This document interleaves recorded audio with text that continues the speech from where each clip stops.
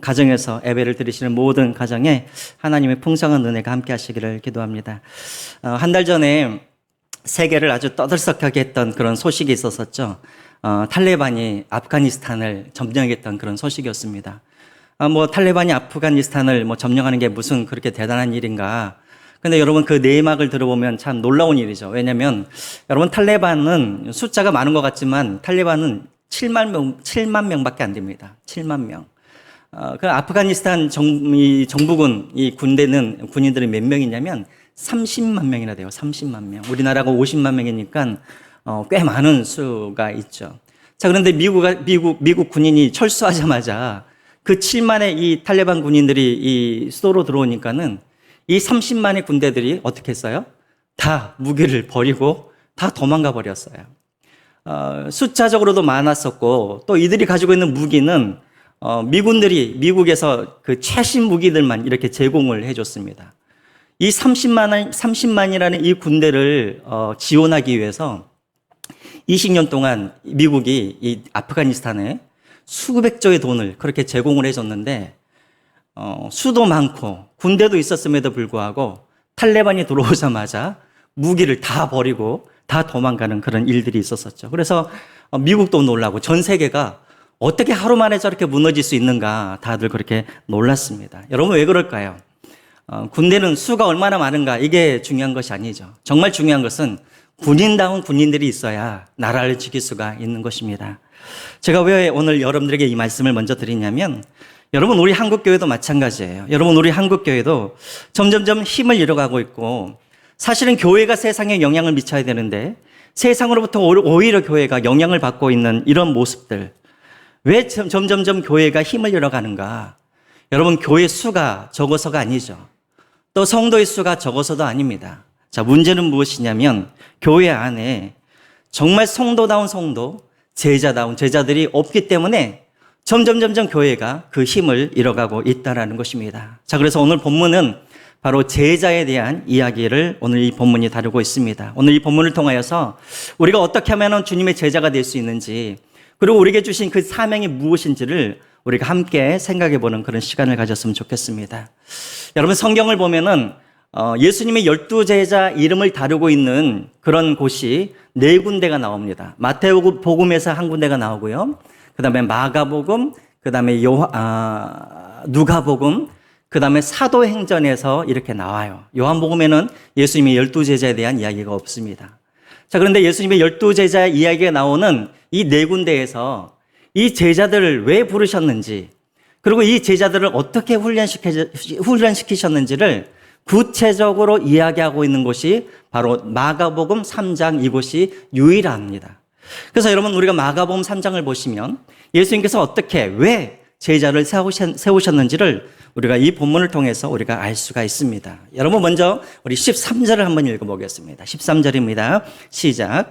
또 산에 오르사 자기가 원하는 자들을 부르시니 나아온지라. 자, 우리가 이 전에 구절을 읽지는 않았지만 이 전의 구절들을 보면은 3장 7절부터 12절까지를 보면은 수많은 무리들이 예수님을 쫓아다닙니다. 자, 그래서 예수님께서 그 무리들을 피해서 지금 어디로 오셨냐면 산으로 예수님께서 올라가셨다라고 되어 있습니다. 자, 그런데 예수님께서 산에 올라가신 이유는 단순히 무리들을 피해서 올라가신 것이 아니라 거기에서 제자들을 부르시기 위해서 올라가셨다라는 것입니다. 자, 그런데 여러분 13절을 다시 한번 자세히 보시면 주님께서 제자들을 부르시는 그 자격 기준이 무엇인가? 거기 13절에 보면 뭐라고 나와 있습니까? 자기가 원하는 자들을 부르시니. 자, 여러분 잘 보십시오. 예수님께서 누구를 부르셨냐면 똑똑한 사람을 부르신 것이 아니라 또 명철하고 힘있고 또 무슨 어떤 스펙이 있고 건강하고 잘생기고 이런 자격이 있어서 부르시는 것이 아니라 어떤 사람을 부르셨다고요? 예수님이 원하시는 자를 부르셨다라고 그렇게 되어 있습니다. 여러분 우리가 16절부터 19절까지 보시면은 예수님의 제자들의 이름이 12명의 이름이 나오는데요. 여러분 이 12명의 사람들을 보면은 하나도 공통점이 없습니다. 그들은 직업도 다 달라요. 예를 들자면 여러분 베드로라든가 안드레드라든가 또 야곱이라든가 요한이라든가 이런 사람들은 직업이 뭐냐면 어부인 것이죠. 자, 그런데 우리가 몇 주 전에도 우리가 공부를 했지만 마태라는 이 사람, 레이라는 이 마태라는 사람의 직업은 뭡니까? 세리였죠, 세리. 자, 그리고 여러분 18절에 보면은 가나인이라고 나와 있는 시몬이라는 사람이 나오는데 이 사람의 직업은 무엇이었냐면 이 사람은 열심당원이었습니다. 열심당원. 다시 말하면 독립운동을 하던 사람이었다는 것이죠. 그러니까 여러분 직업들도 다 달랐습니다.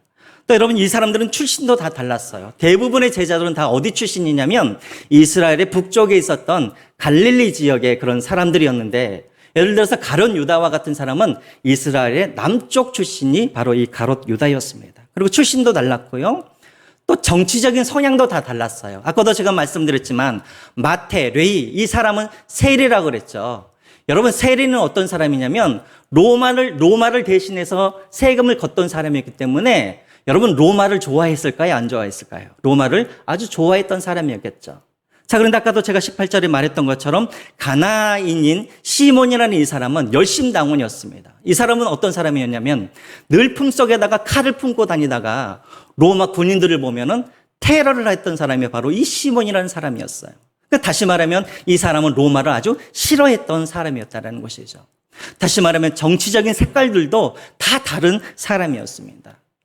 여러분 그래서 여러분 12제자를 보시면 직업도 다르고 성격도 다르고 또 재산의 정도도 다르고 배움의 정도도 다르고 정치적인 색깔도 다르고 모든 것이 하나 그런 공통점이 없는 다 색깔이 다른 사람이었다라는 것이죠. 자, 그런데 이들에게 공통점이 딱 하나가 있었습니다. 어떤 공통점이 있었냐면 바로 예수님이 그들을 원하시고 그들을 부르셨다라는 공통점이 있었다라는 것이죠. 그들의 어떤 자격이 있어서가 아니라 그냥 예수님이 원하셨기 때문에 그 사람과 함께 있고 싶었기 때문에 예수님이 그 사람을 부르셨다라는 것입니다. 그래서 여러분 요한복음 15장 16절을 한번 보십시오. 요한복음 15장 16절 같이 한번 볼까요? 시작. 너희가 나를 택한 것이 아니요 내가 너희를 택하여 세웠나니. 예. 제자란 누군가? 여러분 제자는 누구냐면 바로 어떤 자격이 있어서 부름을 받은 사람들이 아니라 예수님께서 원하셔서 예수님이 부른 사람들이 바로 제자라는 것입니다. 여러분 우리도 마찬가지예요. 여러분 오늘 우리가 이 자리에 있는 것도 여러분 겉으로 보기에는 내가 원해서 이 자리에 있는 것 같지만 사실은 하나님께서 여러분들을 원하셨기 때문에 그리고 하나님께서 여러분들을 부르셨기 때문에 여러분들이 오늘 이 자리에 있는 줄 믿으시기 바랍니다. 올해 몇 개월 전에 우리 교회에 등록하셨던 우리 최미혁 우리 성도님도 마찬가지예요. 보기에는 내가 원해서 온 것 같고 누구의 전도를 받아서 내가 온 것 같지만 사실은 예수님이 우리 성도님을 원하셨기 때문에 그리고 부르셨기 때문에 오늘 이 자리에 있는 줄 믿으시기 바랍니다. 내가 어떤 자격이 있어서가 아니라 내가 순종을 잘하고 내가 착하고 내가 성품이 좋아서 예수님이 나를 부르시고 내가 이곳에 있는 것이 아니라 단지 예수님이 원하셨기 때문에 나를 이곳에 부르셨다는 거예요. 자, 그런데 여러분 여기서 또 한 가지 우리가 생각해야 할 것은 여러분들 주위를 한번 보십시오. 뒤를 한번 돌아보십시오. 또 앞을 보십시오. 여러분 옆에 계시는 여러분들의 성도도 어떤 분입니까? 바로 예수님이 원하셔서 부르신 사람이 바로 우리 옆에 있는 성도라는 것입니다.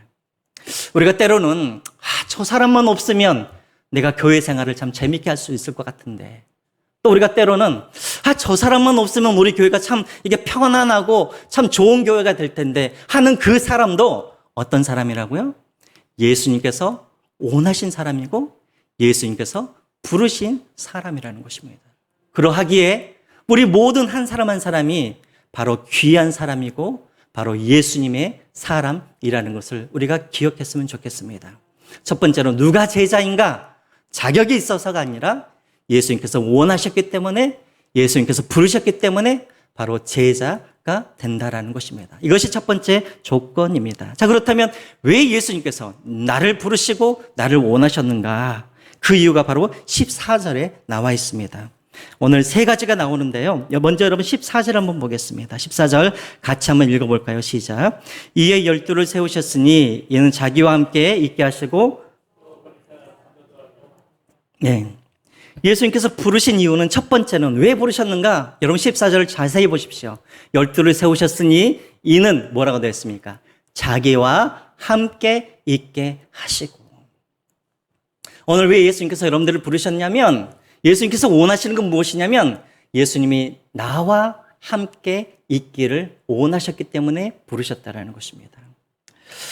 여러분 예수님의 제자 훈련은 특이했어요. 여러분 우리가 보통 제자 훈련하면 우리는 어떤 생각을 합니까? 어떤 강의실에 모여서 성경 공부하고 또 성경 암송하고 그리고 기도 훈련 받고 전도 훈련 받고 이렇게 강의를 듣는 것을 우리는 제자 훈련이라고 그러는데 예수님의 제자 훈련은 너무나 단순했습니다. 방법은 딱 하나였어요. 뭐였어요? 그냥 함께 있게 하심. 이것이 바로 예수님의 제자 훈련의 방법이었다라는 것입니다. 그냥 나와 함께 살자. 이것이 바로 예수님의 제자 훈련이었다라는 것이죠. 예수님은 제자들을 기르실 때 강의를 하셨던 것이 아니라 함께 먹으시고 함께 마시시면서 또 함께 주무시고 함께 돌아다니면서 생활 속에서 예수님은 제자들을 그렇게 훈련시키셨다라는 것입니다. 여러분 그래서 제자들은 예수님을 통하여서 생활 속에서 여러분 무엇을 배웠을까요? 여러분 한번 우리가 생각을 해보죠. 여러분 사도행전 4장에 보시면은 여러분 베드로가 요한이 전도를 하다가 감옥에 갇힌 일들이 있었습니다. 자, 그런데 여러분 이 베드로와 요한이 감옥에 갇히는데 거기서 무엇을 했나요? 거기에서 감옥에서 하나님을 찬양하고 거기서 하나님께 기도를 하는 그런 내용을 우리가 알고 있습니다. 여러분 어떻게 감옥에서 기도할 수가 있습니까? 그렇죠? 어떻게 감옥에서 찬양을 할 수가 있나요? 언제 이것을 배웠을까요? 바로 베드로와 요한이 예수님을 따라다니면서 밤새 기도하셨던 그 예수님의 모습을 보면서 또 새벽 일찍 일어나셔서 또 기도하셨던 그 예수님의 모습을 보면서 또 어떤 중요한 일이 있을 때마다 모든 무리들을 다 물리치시고 혼자 산에 올라가셔서 기도하는 그런 모습을 보면서 이 베드로와 이 요한은 기도만이 살 길이구나 라는 것을 그 모습을 통하여서 이들은 배웠다라는 것입니다. 여러분 또 한번 보시죠. 여러분 이 제자들 중에 안드레와 그리고 요한이라는 사람이 있습니다. 사도 요한이라는 사람이 있죠. 이들은 별명이 뭐냐면 우레의 아들이라는 그런 별명을 가지고 있습니다. 이 말은 무엇이냐면 성격이 아주 불같다라는 그런 의미를 가지고 있죠. 왜 이 사람들이 불같은 사람들이냐면 누가복음 여러분 9장에 보시면 예수님과 제자들이 사마리아 땅으로 들어가시는데 사마리아인들이 유대인들이 들어온 모습을 보고 그들을 우리 땅으로 들어오지 말라라고 그렇게 이제 예수님과 제자들을 거부를 하죠. 자, 그랬더니 이 안드레와 사도 요한이 예수님께 뭐라고 그럽니까? 예수님, 하늘에 요청하셔서 불이 떨어져 저 사마리아 땅을 멸하시도록 불태워버리도록 그렇게 요청해 주십시오라고 할 정도로 그렇게 성격이 불같은 사람들이 바로 사도 요한이었다라는 것이죠. 자, 그런데 여러분 이후에 이 사도 요한이 어떻게 됩니까? 사도 요한의 별명이 사랑의 사도라는 별명을 얻게 되어지죠. 우리가 잘 아는 것처럼 요한 1서, 2서, 3서를 보면 이것은 여러분 사랑의 성경책이라고 부릅니다. 여러분 우레라는 사람, 불같은 사람, 이런 사람이 어떻게 사랑의 사도가 되었겠습니까? 그것은 바로 예수님을 쫓아다니면서 예수님께서 죄인들을 사랑하시고 가난한 자들을 사랑하시고 병든 자와 귀신 들린 자들을 예수님께서 피하지 아니하시고 오히려 그들 안에 들어가셔서 그들의 발을 씻겨주시고 그들을 만져주시고 그들을 사랑하시는 그런 모습을 보면서 이 사도 요한도 자연스럽게 그런 모습을 통하여서 사랑하는 법, 사람을 대하는 법들을 배워왔다라는 것입니다. 여러분 예수님께서 교실이 아니라 삶 속에서 예수님께서 이 제자들을 훈련시키신 이유가 바로 이것입니다. 무엇입니까? 바로 나를 보고 나를 본받으라는 것이죠. 그래서 예수님께서는 강의실에서 강의를 하신 것이 아니라 직접 사랑하는 모습을 보여주시면서 기도하는 모습을 보여주시면서 또 어떤 순간에도 감사하는 모습을 보여주시면서 그것을 제자들에게 보여주셨다는 것이죠. 왜요? 그것을 보면서 너희도 나를 닮으라, 나를 본받으라 라는 그런 이유였기 때문에 그렇습니다. 여러분, 제자는 누구인가? 간단합니다. 제자는 누구냐면 예수님을 닮은 사람이 제자인 것입니다. 예수님처럼 말을 하고 예수님처럼 사랑을 하고 예수님처럼 생각하고 예수님처럼 행동을 하고 예수님의 성품을 갖고 또 예수님이 좋아하시는 것을 나도 좋아하고 예수님께서 꿈꾸시는 것을 함께 꿈꾸는 사람, 바로 이런 사람들이 예수님의 제자라는 것입니다. 그래서 여러분, 제자 훈련은 절대 강의실에서 이루어지는 것이 아니에요.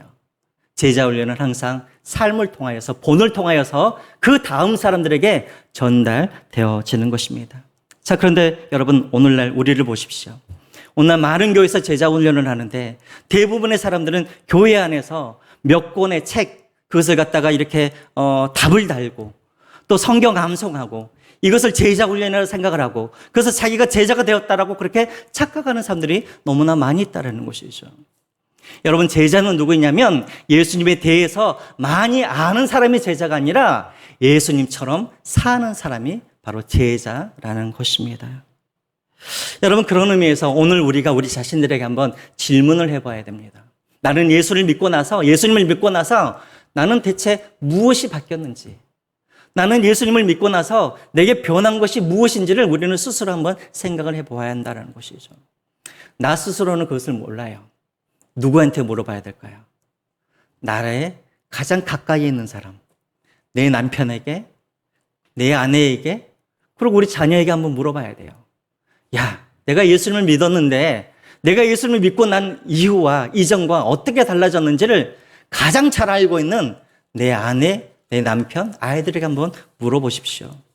만일 내가 변한 것이 하나도 없다면, 만약에 내 삶 속에서 예수님을 닮아가는 모습이 하나도 없다면, 여러분, 그 이유는 딱 하나인 거예요. 그것이 무엇이냐면 나는 지금까지 신앙생활을 해온 것이 아니라 나는 지금까지 종교생활을 해왔다라는 그런 증거인 것입니다. 내가 10년을 예수님을 믿고 20년을 예수님을 믿어도 내가 변한 것이 하나도 없다라는 것은 내가 예수님과 동행했다라는 것이 아니라 나는 지금까지 종교생활을 해왔다라는 그런 증거라는 것입니다. 여러분, 지난 한 주간을 한번 여러분 되돌아보시기 바랍니다. 여러분, 지난 한 주간 동안 여러분들은 얼마나 많은 시간들을 예수님과 함께 동행하는 데 여러분들 사용하셨습니까? 여러분, 하루를 시작을 하실 때 여러분들 뉴스나 드라마로 하루를 시작하셨습니까? 아니면 기도와 말씀으로 하루를 시작하셨습니까? 또 여러분들은 언제 기도를 하셨습니까? 문제가 터질 때만 하나님을 찾으십니까? 아니면 직장에서도, 차 안에서도, 그리고 걸어다니면서도 예수님을 여러분들이 찾고 예수님께 기도하고 계십니까? 제가 엊그제 지하철을 탈 일이 있었는데요. 지하철을 타니까는 사람들이 다 고개가 밑으로 떨어져 있어요. 왜 고개가 밑으로 떨어져 있을까요? 다 스마트폰 아니라고. 여러분, 요즘에 보면은 세상 사람들뿐만 아니라 우리 성도님들도 예수님과 동행하고 있는 게 아니라 스마트폰과 동행하는 분들이 너무나 많으신 것 같아요. 특별히 저는 요즘에 좀 걱정되는 것은 이제 대통령 선거가 다가오니까 많은 분들이 요즘에 이제 거기에 관심이 있어가지고 유튜브라든가 맨날 뉴스만 이렇게 쳐다보고 있는, 물론 우리 교회는 없겠지만 저는 여러분들이 스마트폰과 동행하는 분들이 아니라 예수님과 동행하시는 우리 성도님들이 되었으면 좋겠습니다.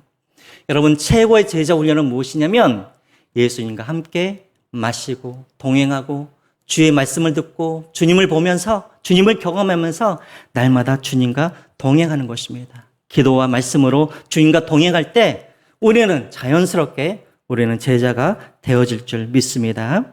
자, 그렇다면 예수님께서 왜 우리를 예수님과 함께 있기를 원하셨는가? 그 이유가 또 14절에 한번 나와 있습니다. 여러분, 14절 우리 다시 한번 크게 읽어보겠습니다. 시작. 이에 12를 세우셨으니 이는 자기와 함께 있게 하시고 또 뭐하사 보내사 전도도 하며 라고 되어 있습니다. 여러분, 예수님께서 우리를 부르신 이유는 무엇이냐면 예수님과 함께 살기를 원하시기도 하셨지만, 그러나 예수님이 우리와 함께 하시는 이유는 또한 무엇이냐면 우리를 뭐 하기 위해서? 세상으로 보내고 그리고 우리로 하여금 전도하기 위해서 예수님은 우리를 부르셨다라는 것입니다. 여러분, 요한복음 20장 21절 한번 읽어보겠습니다. 요한복음 20장 21절 한번 읽어볼까요? 시작. 예수께서 또 이르시되 너에게 평강이 있을지어다. 아버지께서 나를 보내신 것 같이 나도 너희를 보내노라 라고 되어 있습니다. 여러분, 제자는 누구냐면 세상으로부터 부름받은 사람들이 제자이지만 또 동시에 제자는 누구냐면 다시 세상으로 보냄받은 사람들이 바로 제자인 것이죠. 그래서 여러분 보십시오. 마가복음이나 마태복음이나 복음서에 보면은 제자라는 이름들이 많이 나와 있습니다. 제자. 그런데 이 제자라는 이름이 사도행전으로 갈 때는 갑자기 제자라는 이름이 사라져버려요. 이 단어가 사라져버려요. 그리고 제자 대신에 어떤 이름이 나옵니까? 바로 사도라는 이름이 나오게 되어지죠. 사도라는 단어가 나오게 됩니다. 그러니까 제자라는 이름이 사라지고 사도라는 이름이 나오게 되는 거예요. 여러분, 사도는 무슨 뜻이냐면 보냄을 받은 자. 이게 바로 사도인 것이죠. 다시 말하면 진정한 제자는 누구냐면 제자, 예수님과 함께 머무는 수준에 있는 사람이 아니라 머물 뿐만 아니라 바로 세상으로 보냄받은 사람들이 바로 제자라는 것입니다. 거꾸로 말하면 교회 안에만 있는 사람들은 제자가 아니라는 거예요. 제자는 어디에서 활동하는 사람이냐면 교회뿐만 아니라 세상에서 활동하고 세상에서 존재하는 사람들이 바로 제자라는 것입니다. 근데 여러분, 많은 사람들은 항상 그렇죠. 항상 교회에만 있기를 원하고 항상 교회에서 모여서 내가 친한 사람들만 우리는 있기를 원하는 경우가 참으로 많이 있습니다. 왜 그래요? 세상은 부정하고 세상은 속되고 세상은 더러운 곳이고 그래서 될 수 있으면 세상과 떨어져 살고 우리끼리만 그렇게 살기를 원하는 사람들이 많이 있죠. 근데 여러분, 우리끼리만 사는 사람들은 대부분 보면은 이단인 경우가 참으로 많이 있습니다. 여러분, 진정한 교회는 어떤 교회냐면 모이기도 잘하지만 흩어져서 세상으로 나아가는 교회가 진정한 교회라는 것이죠. 그래서 여러분, 저를 한번 보십시오. 여러분, 그래서 교회를 무엇과 많이 비교를 하냐면 병원과 많이 비교를 해요. 여러분, 병원에 많이 다녀보셨죠? 병원에 왜 갑니까? 아파서 병원을 가죠. 여러분, 살려고 병원에 가는 사람들 있습니까? 여기서 말하는 살려라는 것은 거주하려고 병원에 가는 분들이 있나요? 아파서 병원을 가죠. 아파서 병원을 가서 거기서 치료를 받으면 어떻게 해야 돼요? 퇴원을 해야 되잖아요. 다시 돌아가야 되잖아요. 세상으로. 그렇죠? 근데 병이 나았는데도 나는 병원이 좋사오니 병원에 있겠습니다. 이런 사람들은 어떤 사람들이에요? 정신이 좀 이상한 사람들인 것이죠. 여러분, 교회도 똑같다라는 거예요. 우리가 세상에 나아가서 상처 입고 병들고 힘들 때 다시 교회 외에 주일에 모여서 우리가 하나님 앞에 예배하고 우리가 하나님 앞에 찬양하고 그래서 다시 한번 영적인 기력을 회복하여서 그 다음에는 어떻게 해야 돼요? 다시 세상으로 나아가야죠. 근데 교회만 있기를 원하고 세상 사람들과 관계를 끊어버리고 그리고 항상 여기에만 머물기를 원한다면 그 사람은 제자가 아니고 그 교회는 참된 교회가 아니라는 것입니다. 그럼 세상에 나아가서 우리가 할 일이 무엇입니까? 거기에 14절에 나와 있죠. 뭐라고 되어 있습니까? 전도하러라고 되어 있습니다. 전도하러. 여러분, 여기서 전도하다라는 이 단어는 헬라어로 케르소라는 단어를 사용했습니다. 케르소. 케르소라는 이 단어는 무슨 말이냐면 바로 선포하다, 외치다 이런 말입니다.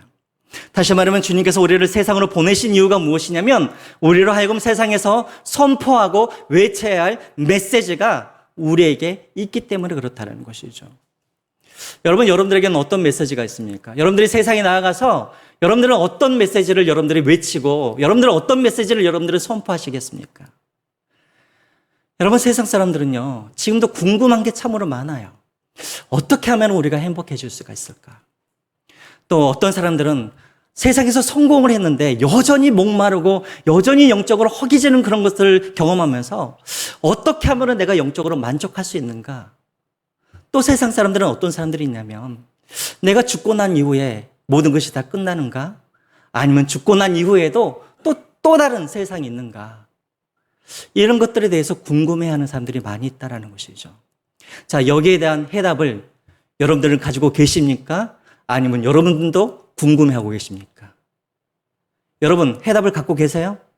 이 질문에 대한 그 해답이 무엇이에요? 모르겠는데 나도 궁금한데 이러시면 여러분들 큰일 나요. 나도 어떻게 하면 행복하지? 나도 어떻게 하면 영적으로 목마르고 어떻게 하면 영적인 허기점을 해결할 수가 있을까? 또 사람은 어디에서 받고 어디로 가야 되는가? 여러분, 이 해답을 갖고 계십니까? 안 갖고 계십니까? 갖고 계시죠? 그 해답이 뭐예요? 바로 예수 그리스도죠. 여러분, 예수 그리스도가 해답 아닙니까? 여러분들이 이 해답을 다 가지고 계신 거예요. 여러분 한번 찾아보시죠. 여러분 요한복음 4장 14절 한번 보겠습니다. 요한복음 4장 14절 한번 읽어볼까요? 내가 주는 물을 마시는 자는 영원히 목마르지 아니하리니 내가 주는 물은 그 속에서 영생하도록 솟아나는 샘물이 되리라. 또 여러분 요한복음 14장 6절도 한번 보시기 바랍니다. 또 같이 한번 읽어보겠습니다. 시작. 예수께서 이르시되 내가 곧 길이요 진리요 생명이니 나로 말미암지 않고는 아버지께로 올 자가 없느니라. 또 여러분 요한복음 11장 25절과 26절입니다. 같이 한번 읽어볼까요? 시작. 예수께서 이르시되 나는 부활이요 생명이니 나를 믿는 자는 죽어도 살겠고 무릇 살아서 나를 믿는 자는 영원히 죽지 아니하리니 이것을 내가 믿느냐. 여러분 보십시오. 세상 사람들이 궁금해하는 그 모든 것들, 그 모든 질문들, 그 해답이 다 어디 있냐면 바로 예수 그리스도 안에 그 해답이 있다라는 것이죠. 그리고 여러분들 그 해답을 이미 알고 계세요. 자, 그렇다면 우리가 세상에서 무엇을 외쳐야 되냐면 바로 이 해답이 되신 예수 그리스도를 우리가 세상에 알리는 이 의무를 우리가 가지고 있다라는 것입니다. 제가 전에 교회에서 사역했을 때 아마 6년, 7년 전 일이었던 것 같아요. 어떤 한 60대 초반의 그런 중년의 부인이 막 얼굴이 막 근심에 쌓여가지고 저희 교회를 찾아왔어요. 그래가지고 저희 교회 이제 등록을 했습니다. 교회에 다니고 싶다고 그래서. 그리고 이분이 누구였냐면 바로, 이분은 그 나이에 서울대를 나오신 분이었어요. 여자분이신데 서울대 나오시고, 그 다음에 목동에 이제 건물도 갖고 계시는 분이었어요. 그런데 2년 전에 그 똑똑한 분이 사기를 당해가지고 건물 다 빼앗겨버리고 그 지하 셋방에서 그렇게 살던 그런 분이었습니다. 해답이 없어가지고 교회를 찾아오신 거예요. 그래서 교회에서 우리가 같이 신앙생활을 하고 또 예수님을 대회에서 배우면서 어느 날 이분이 저한테 그런 이야기를 하는 거예요. 목사님, 이렇게 좋은 예수님을 왜 그동안 사람들이 저한테 소개를 안 해줬을까요? 이런 이야기를 하는 거예요. 내가 조금만 더 빨리 예수님을 알았다면 내가 이렇게 불행한 생활을 하지 않았을 텐데 왜 사람들은 저한테 예수님에 대해서 이야기를 하지 않았을까요? 이런 말씀을 하시는 거예요. 제가 제 마음 가운데 미안한 마음이 드는 것이죠. 여러분, 우리가 생각했을 때는 사람들이 예수님에 대해서 관심이 없을 거라고 생각하는 것, 여러분 이것은 편견인 거예요. 여러분, 요즘에 젊은이들은 예수님에 대해서 무관심하다라고 생각하는 것, 여러분 이것은 편견인 거예요. 지금도 많은 사람들은 지금도 내가 어디에서 왔고 어디로 가야 되는지, 어떻게 하면 내가 행복해질 수가 있는지, 어떻게 하면 성공을 했음에도 불구하고 내가 목마르고 허기진 이것들을 내가 해결해 갈 수가 있는지 여기에 대한 해답을 찾고 있다는 것이죠. 그럼에도 불구하고 우리는 해답을 갖고 있음에도 불구하고 우리는 사람들에게 그것을 전해주지 않고 있다는 거예요. 왜 그래요? 왜 여러분들은 해답을 갖고 있는데 사람들에게 전해주지 않습니까? 제가 보기에는 두 가지 이유가 있는 것 같아요. 첫 번째로는 전에도 그 해답을 사람들에게 전해주었는데 사람들이 그것을 거부하고 또 내가 사람들에게 전해줬는데 전도에 실패한 경험이 있어서 그래서 전도를 안 하는 경우가 많이 있죠. 그렇죠, 여러분? 여러분도 전도 안 해보셨습니까? 다 전도해 보셨죠? 전도를 했는데도 사람들이 들으려 하지도 않고 어떤 사람은 화를 내고 그런 실패한 경험이 있기 때문에 우리가 뭐예요? 이제는 전도를 잘 안 하려고 하는 경우가 많이 있습니다. 왜 그럴까요?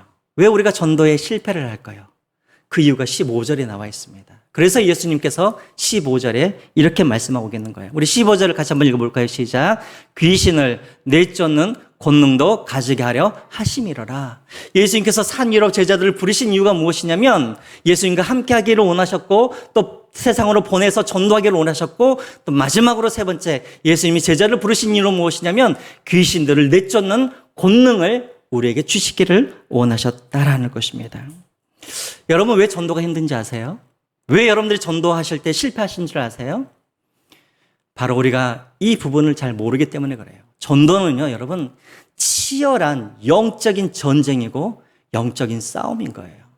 근데 우리가 그것을 알지 못하고 그냥 내가 복음만 전하면 그냥 그 사람이 듣고 내가 예수님께 돌아오겠다? 여러분, 절대 그런 일들은 잘 안 일어난다는 거예요. 왜요? 여러분, 요한일서 3장 8절을 한번 읽어보겠습니다. 요한일서 3장 8절 우리 같이 한번 읽어볼까요? 시작.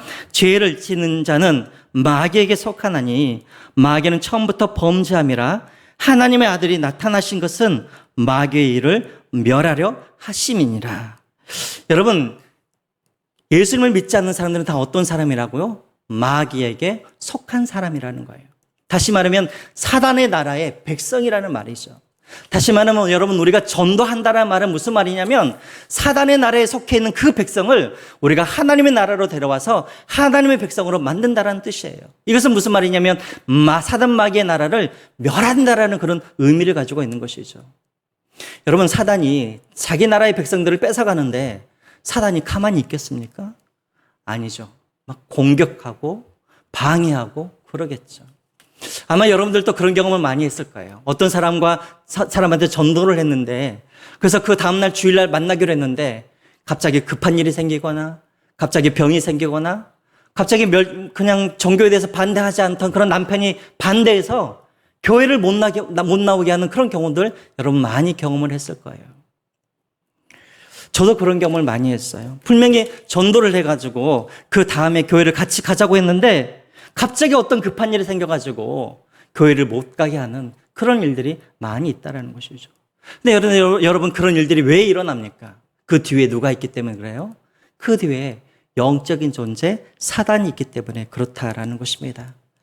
그래서 여러분, 에베소서 6장 12절에 이런 말씀이 있죠. 우리 또 같이 한번 읽어보겠습니다. 에베소서 6장 12절 말씀 시작. 우리의 씨름은 혈과 육을 상대하는 것이 아니요 통치자들과 권세들과 이 어둠의 세상 주관자들과 하늘에 있는 악한 영들을 상대함이라. 여러분들이 전도 현장에 나와가지고 사람들에게 전도를 할 때 여러분들은 그 전도하는 사람과 싸우는 것이 아니라 누구와 싸워야 되냐면 그 사람 뒤에 배후에 있는 누구와 싸우는 거예요? 사단과 싸워야 되는 거예요. 근데 우리는 어떡합니까? 전도할 때 이번 주에 그냥 교회 한번 나가시죠. 근데 그 사람이 딱 거부를 하면은 금방 우리를 겁을 먹고 전도를 하지 않는 그런 경우가 많이 있어요. 여러분, 전도는 그렇게 간단한 것이 아니에요. 전도는 우리가 군사가 되어서 우리가 함께 기도하고 또 교회에다가 기도 요청도 하고 그리고 성령의 겁을 갖고 치열하게 싸우는 것이 바로 전도라는 거예요. 근데 너무나 우리는 쉽게 가서 우리는 한마디 하고 그것을 거부하면은 전도에 실패했다라고 낙심하고 이렇다라는 것이죠. 여러분, 군사의 마음으로 가시시고 치열한 그런 어떤 싸움의 자세를 가지고 우리가 전도를 해야 겨우 한 사람 정도 우리가 데려올까 말까 그렇다라는 것입니다.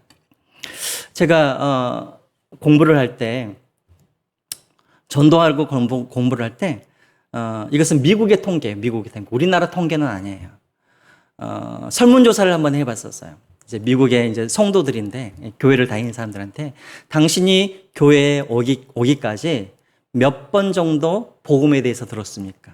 그러니까 다시 말하면 몇 번 정도 전도를 받으셨습니까? 라는 그런 설문조사를 했어요. 자, 여러분, 교회까지 등록할 때 하기까지 몇 번 정도 전도를 받았을까요? 평균적으로 미국 사람들이. 몇 번 정도? 우리는 너무 쉽게 교회로 왔기 때문에 우리는 뭐 한 번, 두 번 우리가 그럴 수 있겠지만 미국 사람들이 평균을 내봤더니 7번 정도 들었다라는 거예요. 그러니까 교회 오기 전까지 7번 정도 전도를 받고 자기가 그것을 거부하고 또 전도를 받고 거부하고 몇 번을? 7번을. 그리고 7번째 때에 교회에 등록을 했다라고 평균적으로 그렇게 말을 하고 있어요. 여러분, 그래요. 이렇게 치열해요. 우리는 한 번 전도해서 그 사람이 안 오면 낙심하고 절망하지만 그러다 여러분 끊임없는 이 전쟁은 이길 때까지 그 전쟁을 계속해서 우리가 해야 한다는 거예요. 그래야 우리가 그 사단의 나라에 있는 사람들을 뺏어올 수가 있는 것입니다. 그렇기 때문에 주님이 우리에게 뭘 주셨다고요? 귀신을 쫓는 권능을 우리에게 주셨다고요. 주실 것이다가 아니라 이미 우리에게 주셨어요. 그래서 우리가 기도하면서 우리가 그 권능을 우리가 사용하게 되시면 우리가 정말 많은 사람들을 주님께로 인도할 수 있는 그런 전도자로 우리가 살아갈 수가 있습니다. 여러분, 이제 말씀을 맺겠습니다. 여러분 혹시 그 책 읽어보셨습니까? 제자입니까? 라는 그런 책이 있습니다. 후안 카를로스 누구죠? 오르티즈라는 목사님. 후안 카를로스 오르티즈 목사님. 아르헨티나 목사님이에요. 이 아르헨티나 목사님이 이 책을 썼는데 왜 이 책을 쓰게 되었냐면 전도 제자입니까? 이 책을 썼는데요. 이분이 30대에 처음으로 어떤 교회에 이제 담임 목사로 부임을 하게 되었는데 그때 그 교회의 성도수가 184명이었습니다. 자, 그런데 2년 후에 성도수가 얼마나 불어나게 되어지냐면 600명까지 불어나게 되어져요. 2년 만에. 엄청나게 빠르게 성장을 하게 된 것이죠. 여러분, 보통 아르헨티나는 카톨릭 신자가 많기 때문에 개신교 신자들이 그렇게 빨리 부흥하는 경우는 거의 없었어요. 그래서 많은 교회들이 너무나 놀래가지고 여기저기서 이 오르티즈 이 목사님을 막 초대를 해가지고 막 강의도 듣고 막 그렇게 이제 부흥회도 하고 그렇게 했는데요. 어느 날 이 목사님한테 성령님의 음성이 하나 들려왔어요.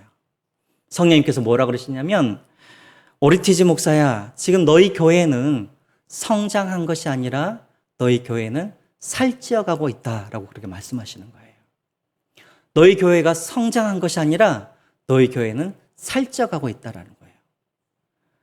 곰곰이 생각을 해보니까 그게 무슨 말이었냐면, 이 교회에는 600명의 사람들이 모여 있지만 거기에는 그저 교회만 다니는 교인만 많았을 뿐 제자들이 없었다라는 것이죠.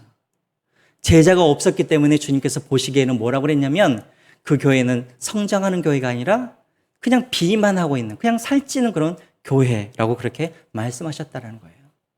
그래서 이 목사님이 집회를 다 이제 취소하고 오직 어디에 집중을 했냐면, 이 교인들을 어떻게 하면 제자로 세울 것인가, 여기에 집중을 했습니다. 그래서 그것을 갖다가 써놓은 이야기가 바로 제자입니까? 라는 바로 이 책입니다. 여러분, 처음 서두에 제가 여러분들에게 말씀을 드렸던 것처럼, 여러분 오늘 우리 한국교회를 한번 보시기 바랍니다. 왜 한국교회가 점점 힘을 잃어가고, 왜 우리가 세상에 대해서 영향을 미쳐야 되는데 오히려 세상에 영향을 받고 교회가 왜 세속화되어져 가고 있는가? 여러분, 교회의 수가 부족합니까? 여러분, 교인들이 부족합니까? 그건 아닌 것이죠. 다른 나라에 비하면 우리나라는 여전히 교인 수도 많고 교회 수도 많아요. 근데 왜 힘을 잃어갑니까? 교회 안에 무리들이 많이 모였기 때문에 그렇죠. 교회 안에 제자가 아니라 교인들만 많이 모여있기 때문에 그렇다라는 것입니다.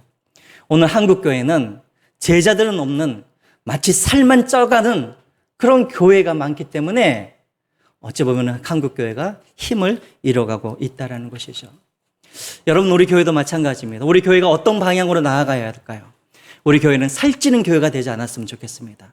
우리 교회는 정말 성장하는 그런 교회가 되었으면 좋겠습니다. 이것을 위해서 우리가 해야 할 일은 무엇이냐면, 교인 수를 많이 만들어내는 것이 아니라, 어떤 종교인들을 많이 만들어내는 것이 아니라, 한 사람 한 사람이 주님 앞에서 제자로 세워져 갈 수 있도록 우리 교회가 그런 방향으로 나아가야 한다는 것이죠. 그러기 위해서 우리가 해야 할 일이 무엇이겠습니까? 첫 번째로는 날마다 주님과 함께 동행하는 그런 삶, 날마다 말씀과 기도로, 그래서 세상 어디에 내놔도 교회 안에서만 제자가 아니라 세상에서도 성도답게, 교회답게, 제자답게 살아갈 수 있는 그런 참된 제자를 만들어내는 것, 이것이 바로 우리가 앞으로 해야 할 일이라는 것이죠. 그래서 교회 안에서만 예수님을 닮아가는 사람이 아니라 세상에서도 예수님을 닮아가는 사람, 그래서 그 제자 한 사람을 통하여서 이 세상이 변화되어지는 그런 영향력 있는 그런 제자를 키우는 그런 복된 교회, 그런 성장하는 교회, 그런 성수 시험교회가 되어지기를 주님의 이름으로 소망하고 또 축원드립니다. 우리 찬양하시면서 준비하신 예물 하나님 앞에 올려드리겠습니다.